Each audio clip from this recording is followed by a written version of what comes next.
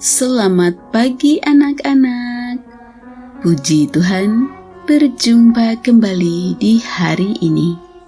Tetap sehat dan bersemangat di hari yang baru ini.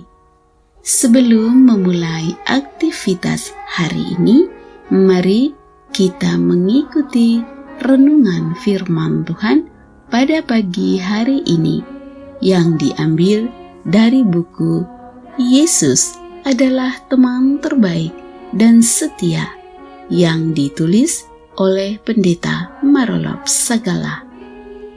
Judul renungan firman Tuhan pada pagi hari ini adalah Marahlah anak sulung itu.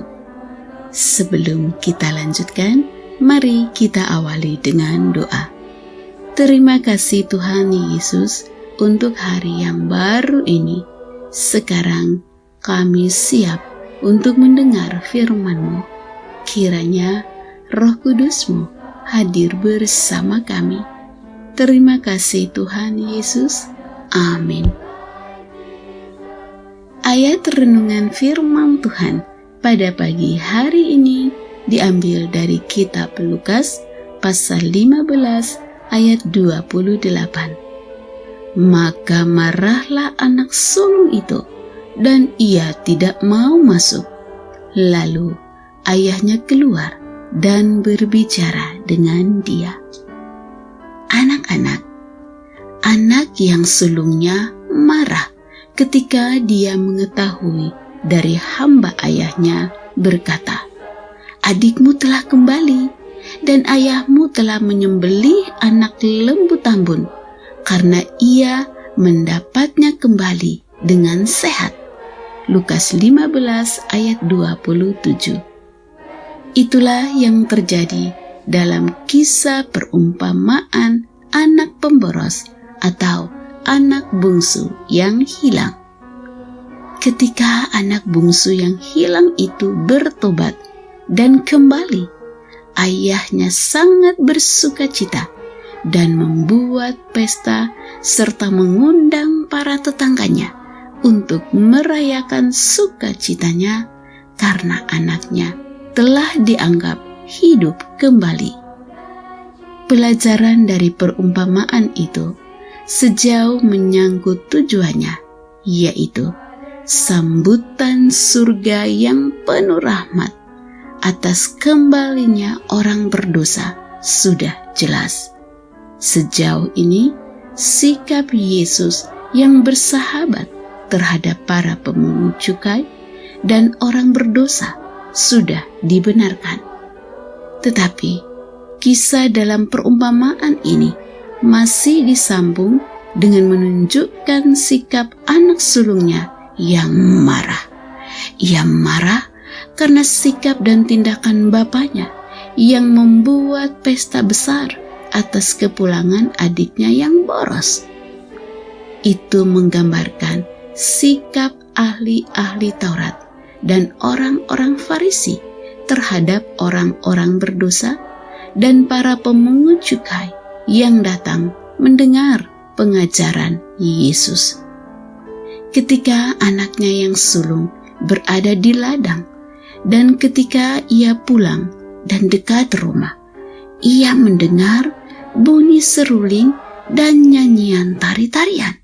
Lukas 15 ayat 25. Oleh mengetahui bahwa itu adalah pesta sukacita atas pulangnya adiknya, itulah yang menyebabkan dia marah.